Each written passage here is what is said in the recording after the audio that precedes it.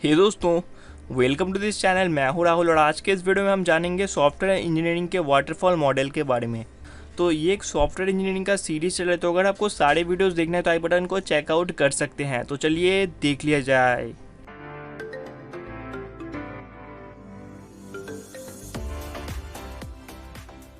तो software engineering का एक बहुत ही इंपॉर्टेंट कॉन्सेप्ट है जो कि है waterfall model. It is the simplest, oldest and most widely used process model. In this model, each phase of the life cycle is completed before the start of a new phase. तो यहाँ पर waterfall model के अंदर हमको बहुत सारे multiple phases देखने को मिलते हैं।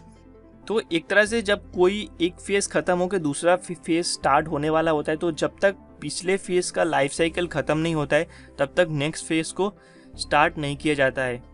It is the first engineering approach of software development. तो कोई भी सॉफ्टवेयर डेवलपमेंट के अंदर वाटरफॉल मॉडल को पहले अप्लाई किया जाता है। The waterfall model provides a systematic and sequential approach to software development. The waterfall model can accumulate the new requirements only in the maintenance phase.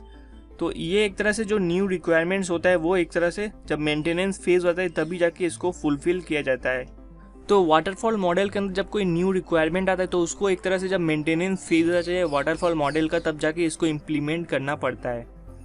In waterfall model a working model of software is not available, thus there are no method to जज the problem of the software between different phases. तो waterfall model एक तरह से जो implement होने वाला software है उसका सिर्फ एक बेसिक स्ट्रक्चर ही बताता है। यहाँ पर कोई भी प्रोटोटाइप वगैरह हमको देखने को नहीं मिलता एक्चुअल सॉफ्टवेयर का। तो इसीलिए यहाँ पर उसका जो प्रॉब्लम्स या तो उसमें क्या कमी हो सकता है वो सभी यहाँ पर समझने में दिक्कत आता है। अ slide modification of the waterfall model is a model with feedback. तो यहाँ पर स्लाइड मॉडिफिकेशन अगर हम करते हैं वाटरफॉल मॉडल के अंदर, जो कि हम अगर फीडबैक सेक्शन इसमें ऐड करते हैं, तो ये एक तरह से जितना भी प्रॉब्लम्स है या तो न्यू अगर कोई रिक्वायरमेंट हुआ तो वो हम एक तरह से जान सकते हैं, जिससे कि यूज़र का एक्सपीरियंस भी बहुत ही अच्छा हो सकता है। और इसके थ्रू एक्चुअल डायरेक्ट यूजर्स का ही फीडबैक डेवलपर्स के पास पहुंचता है, तो इससे डेवलप करने में बहुत ही हेल्प होता है। तो ये रहा वाटरफॉल मॉडल का डायग्राम, जहाँ के हमको टोटल 5 फेजेस देखने को मिलते हैं। पहला है रिक्वायरमेंट एनालिसिस, जहाँ की जितना भी रिक्वायरमेंट है वो सभी को हम जानते हैं। सेकेंड है डिज़ाइन, जहाँ पर डिज़ाइन से रिलेटेड जितना भी एनालिसिस है वो किया जाता है। और थर्ड पार्ट में हम कोडिंग से रिलेटेड सभी कुछ डिस्कस करते हैं। और फोर्थ पार्ट में आता है टेस्टिंग। तो यहाँ पर जो एग्जिस्टिंग सिस्टम है वहाँ पर कौन से टेस्टिंग टूल्स यूज़ किए जाएंगे वो सभी को यहाँ पर, और कैसे उस सिस्टम को टेस्ट किया जाएगा वो सभी को यहाँ पर डिस्कस किया जाता है।